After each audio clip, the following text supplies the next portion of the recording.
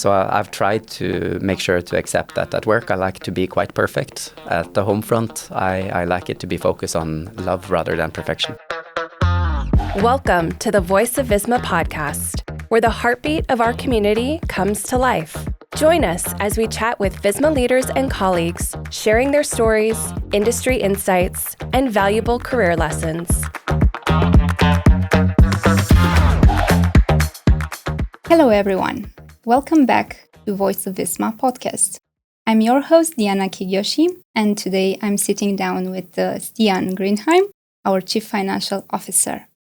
Today we'll discuss Stian's career journey, but also some unexpected things about finance. Stian, thank you so much for being here today. Before we start, can you tell us a bit about yourself? Thank you, Diana, and thank you for having me here as well, of course. So as you nicely introduced, Stian Grindheim here, and I have the pleasure of being Chief Financial Officer in Visma. That is a job that I've actually now had for the past 4 years. But I've been in Visma for quite a bit longer than that. I'm actually now 10 years in Visma. Started as a management trainee back when I was 24 years old. So it's been quite a journey and amazing to sort of grow with this company. Guess if I'm saying 2 words about myself, I am Norwegian by nationality and live here in Oslo today. And just about a year ago, I also became the father of 2 small kids, so it's busy at work and also pretty busy at the home front at the moment. Oh, that's amazing. Yeah, quite a role.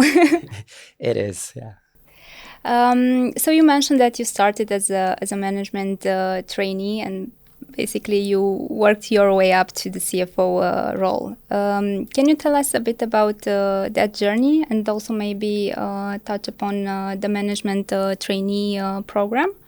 Sure, absolutely. And if we roll back the time to then 10 years ago when I started, at the time when I applied for the management trainee program in Visma, I was actually living in Canada at the time because I finished my master's there. And I wasn't really sure what I wanted to do when I started my career. So I don't think I had this like great 5-year plan or 10-year plan on how my career would progress. But I really came across the trainee program of this company I must admit I didn't know so much about, because back then Visma was less than a third of the size it is today. It was a very different company. But as I read about Visma and I read about the trainee program, I was thinking to myself, this sounds really, really cool. It actually sounded so cool that I phoned my mother to borrow some money for the plane ticket to go from Canada to Norway to do the interviews. And one of the people that actually interviewed me were Merete, who is the CEO today. Oh, really? So she was one of the first ones I met. And needless to say, after those interviews, it wasn't just that the company sounded amazing, but also the people clearly were fantastic. So after the interviews, I knew this is what I want to do. And the first project I had as part of that trainee program, because the trainee program in Visma, you're part of this relatively small group of people in the same situation, just out of college. And you do 5 projects the first year. The first project I had was actually in the group finance department, which at that point in time pretty much was myself and the previous CFO. So it wasn't a very big team back then either. And even though I got to do many other and very different projects as part of that traineeship, I had a stint in marketing, for instance, which was very different from finance, I would say, but super cool. I got to be part of an acquisition in Denmark, so a lot of different things, but I quickly found that finance is something I'm really enjoying, I'm pretty good at, and I guess I could deliver a little bit of value too. So it became clear that that is where I want to continue my trainee or my career after the first trainee year. And so I did, yeah. That's impressive. But did you have like any sort of connection with the finance field before the management trainee program? Have you studied also like finance during your bachelor or master program? Yeah, I did a master's in international finance. Oh. So I do have that background naturally coming into the role, which helps a lot.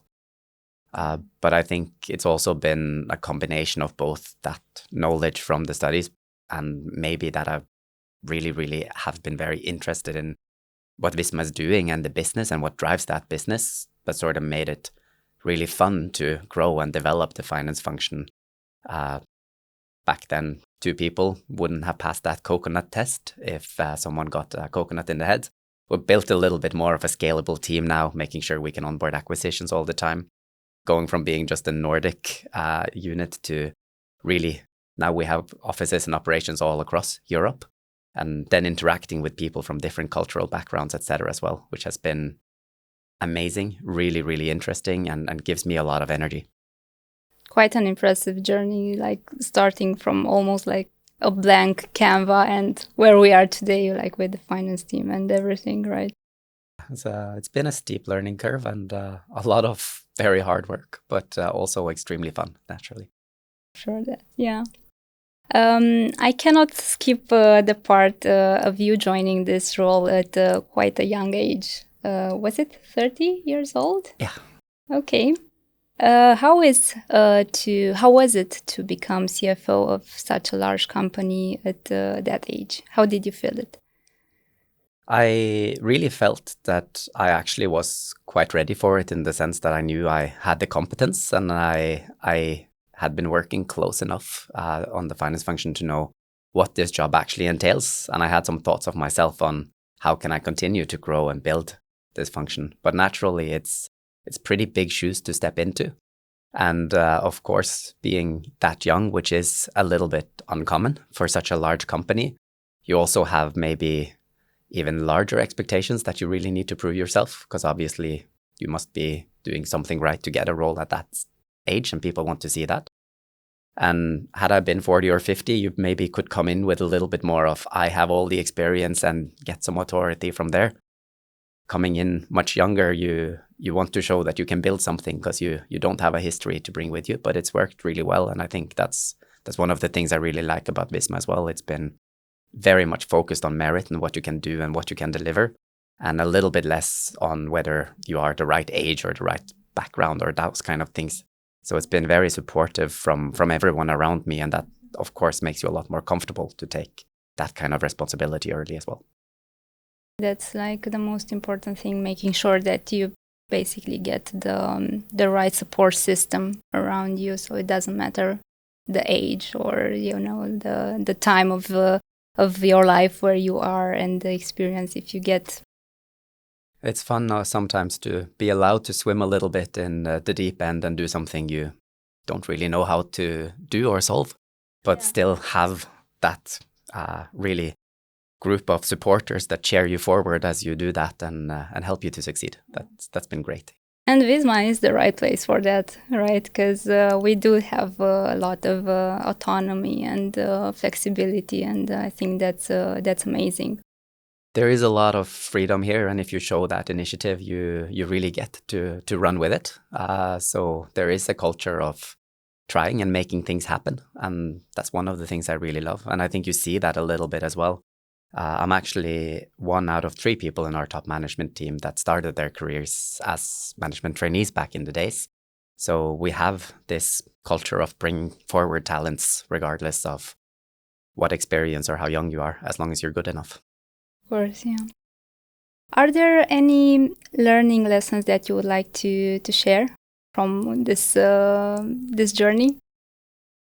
I think maybe 2 things that for me has been very important and I think has been a little bit success factors to me to do well in my career. And maybe the first one is actually to really keep this open and hungry mind where you're always in to learn something new and not too set in your ways of what you're willing to expose yourself to and not, because some of the best opportunities aren't always the ones you expect. And the second thing is maybe make sure you really, really understand the business, what drives the business, not just in finance, but in any kind of role. We're here to really make the business thrive and succeed, and spending that time to getting a layer under and knowing what are really those success factors. I think that's really, really important. Thank you for sharing that. If you would have to think about the journey of Visma, let's say, were there any milestones that made an impact on you? That is a good question, and I think the reason why it's a little bit maybe hard to come up with one answer is that there are quite a lot of milestones. I talked a little bit about how it's very happening, the culture here. That means we do a lot every single year. We've done some pretty major shifts in terms of selling out some parts of the business that were less strategic, and also acquiring more and more of the strategic part of the business. And each and every one of them are a milestone in itself.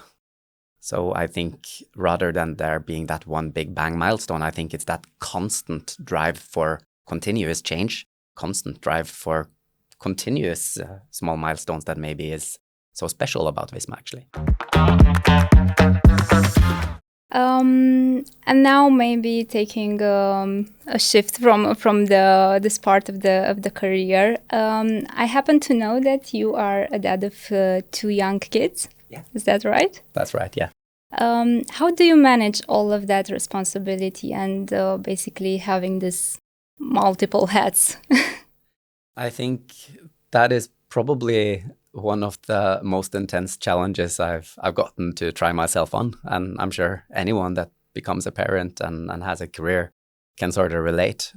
Your life gets turned a little bit on its head. From being able to, if you have a busy day at work or a lot of projects, you can sit here and work until that problem is solved and go home and feel good that you solved it without thinking too much about any other commitment than yourself. And then from one moment to the next, you get something else in your life that is actually the most important thing, and the thing you need to prioritize being your kids. And I didn't just get one, I got 2. So really 2 very important things. And then you realize how little time there actually is in a day. And you really learn to prioritize ruthlessly. I guess my job is to a large extent to help Visma prioritize its resources, but prioritizing the time on the home front may be even more challenging. And luckily, now we have a lot of tools that you can work from anywhere and at any time. And I really take use of those. So I'm in the office while my kids are in daycare, of course. And then I always hurry home to spend some nice quality time with them before they go to bed. And thankfully, I can then also get a little bit caught up on work again after they have gone to bed. So it's busy times, but also really, really rewarding. Absolutely, yeah. And I think it's important to make the best out of it and out of every minute that you have. Do you have any learnings or takeaways that you would like to share from, let's say, the role of a new dad? I got this very good recommendation or tip actually at the hospital from one of the nurses that said, well, at the end of the day, the best thing you can do for your child as a parent is to not stress too much, but really make sure you enjoy the time, because you're here to create a good atmosphere and safety. And all those things that you think are so important that are more tangible, yes, they might be important, but they're not as important as making sure you keep that good, loving environment for the kid. So I've tried to make sure to accept that at work I like to be quite perfect. At the home front, I like it to be focused on love rather than perfection. Superb, yeah. Thank you for opening on that. And now back to finance a bit. Some people think that finance is all about numbers and spreadsheets and budgets and controlling and operations. But how else does finance contribute to our value as a company, in your opinion? That is a really good question. And of course, yes, finance is a lot of numbers and spreadsheets, but we're not only here to make graphs that grow into the sky. To me, what really is critical for a business to succeed is to focus on the right things, do the right prioritizations, because we don't have infinite amount of not just money, but also time and maybe competence and attention being even more limited resources. And doing that correctly, that's a lot about making good decisions. And actually, there is quite a bit of research on this when you talk about great leaders. One of the key success factors for a leader, and therefore also success factors for a business, is actually that you are able to decide with speed and with conviction. And in order to do that, we ideally want to make sure that those decisions, they're not just based on our gut feeling, right? We want them to be based on facts, and we want them to be based on data. And this is also very often where we as finance come in, because we are very often the function that supply quite a bit of that facts and data to make good decisions. And one thing that I don't think I ever learned in school, but I've realized as I worked, is that making a decision that actually requires from us as humans quite a bit of mental energy, and making a decision that is also then looking at the facts. That's even more mental energy. You need to engage your whole logical system of your brain. And we don't really want to make more decisions than we have to. And it's easy to resort to just instinct or gut feeling when you're making a decision. There's a reason why you probably are sitting at the same chair at the dinner table at home every single day. It's to avoid making that decision. But we really want people and leaders in Visma to make decisions that are based a little bit more on facts. Then we need to make sure that those facts are really, really easily available, so that you're not also having to spend a lot of energy going out and get those facts that you need to make the decision. So bringing really the most important data points, KPIs, to the fingertips of our people, that's maybe the biggest success factor for finance. And that is actually really hard to do, because it's not about bringing out everything. It's about bringing out just the right KPIs. Absolutely, yeah. It's a whole amount of work behind that process, I'm sure. But yeah, it's also what matters most, and helps everyone in their roles. That's what we try to do, and it's really fun, especially when you then see those decisions, seeing you discover the trends early, you do something about it, and you can even track those results back to, again, the spreadsheets and the numbers and the graphs, which of course also is a passion of mine. It's great, yeah. I have one last question for you, Stian. You know that in Visma, we proudly call ourselves champions of business software. What does that mean to you? Yeah, that's a really good question. Of course, I said I'm pretty passionate about what Visma does, so this is something I reflected a bit on, and I think to me that is really all about creating software that really makes it that little bit easier for the people that are starting and running a business to do what they're really good at. And across Europe and also in Latin America by now, there are 1.7 million businesses that are relying on our systems to make sure that they are in control of their business and that they get their payroll, their tax filings, their reporting done in a compliant way to the government as well. That is actually, it's a huge responsibility that I think we really should be humble to, and making that something that the business owners and the business managers don't themselves need to worry about. That is a huge value for society. That's really what it means to me. Amazing. Thank you. Well, with that, I think we can put an end to our episode today. Stian, thank you so much for, first of all, for accepting our invitation to this podcast, and secondly, for opening up and sharing with us so many aspects of your experience in Visma, but also from your personal life. And to our listeners, we hope that you enjoyed this episode, and don't forget to follow us and subscribe to the Voice of Visma podcast platforms and YouTube. And we hope you will tune in into the next episode. Thank you.